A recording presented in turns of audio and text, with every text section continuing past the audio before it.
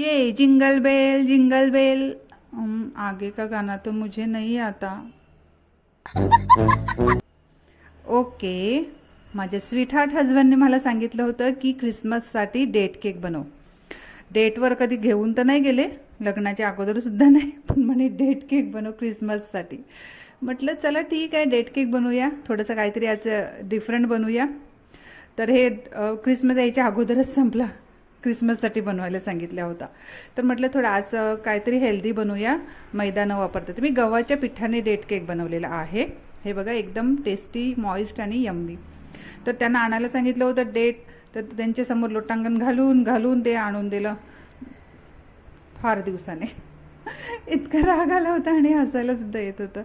ठीक आहे, तर इथे मी 1 वाटीभर घेतलेले आहेत खजूर, त्याच्या आता बिया काढून घ्यायच्या आहेत। हे बघा, सगळ्या खजूरच्या आपण बिया काढून घेऊया। 1 छोटी वाटी इतके मी खजूर घेतलेले होते, सगळ्यांच्या चेक करायच्या बिया सर्वांच्या काढलेल्या आहेत। कारण की आता हे आपल्याला मिक्सरमध्ये फिरवून घ्यायचं आहे, पण त्या अगोदर आपण गरम दुधामध्ये हे भिजत घालूया, कारण की त्याची पेस्ट बनवायची आहे ना, म्हणून गरम दुधामध्ये भिजत घालायचं आहे। म्हणजे जवळजवळ 1 कप मी इतकं गरम दूध घेतलं होतं आणि त्यामध्ये आता अर्धा ताससाठी भिजत घालायचं आहे। आणि आता मिक्सरचं भांडं घ्यायचं आहे आणि त्यामध्ये मी थोडंसं गूळ ॲड केलेलं आहे, 1 छोटी वाटी इतकं गूळ। म्हणजे खजूर तर गोड असतातच, तरी पण मी 1 छोटी वाटी इतकं गूळ घेतलेला आहे।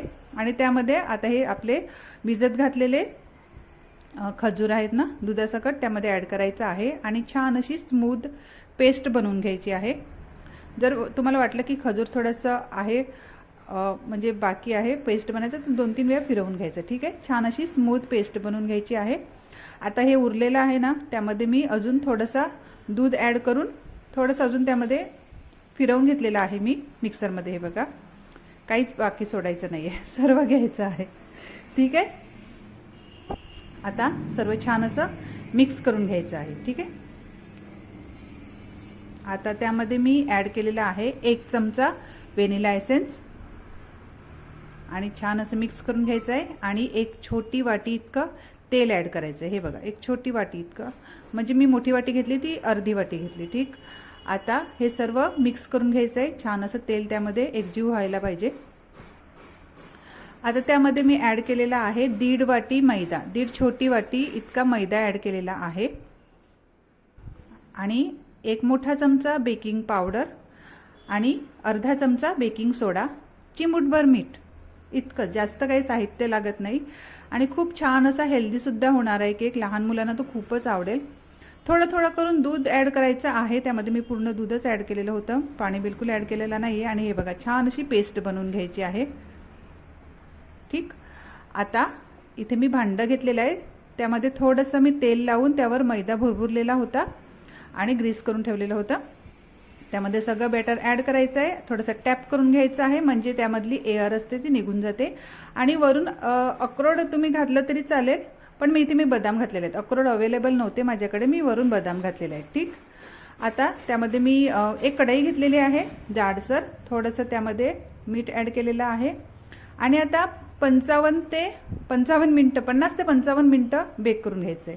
इथे मी 50 मिनिटांनी पाहिलं होतं, पण थोडंसं मला कच्चा वाटत होता थोडासा, म्हणून मी अजून 10 मिनिटं ठेवलं। म्हणजे गॅस एकदम बारीक ठेवायचं आहे। ठीक आहे, एकदम बारीक गॅस ठेवायचं आहे आणि 50 ते 55 मिनिटापर्यंत शिजू द्यायचं आहे। आणि हे बघा, एकदम छान झालेला आहे। ॲक्च्युली अगोदरचा कलर होता तो लाईटमुळे तसा दिसत होता, पण हा एकदम ओरिजिनल कलर आहे, छान दिसतोय ना, एकदम मस्त हार्ट शेपमध्ये झालेला आहे। आणि 55 मिनिटांमध्ये एकदम छान असं शिजून आलेला आहे, एकदम आसानीने निघतो। तुम्हाला दाखवते, तुम्ही अगोदर सुद्धा पाहिलेलं असेलच। हे बघा, एकदम आसानीने निघून घेतलेले आहेत आणि एकदम परफेक्ट शिजलेला आहे, बिलकुल फुटलेला नाही आहे आणि करपलेला सुद्धा नाही आहे आणि एकदम मॉइस्ट झालेला आहे। तर तुम्ही ट्राय करून बघा। आज तर 24 डिसेंबर आहे, आज बनवलं तरी चालेल। तुम्हा सर्वांना, म्हणजे जे माझे फ्रेंड आहेत त्यांना ख्रिसमसच्या शुभेच्छा। मेरी ख्रिसमस, बाय।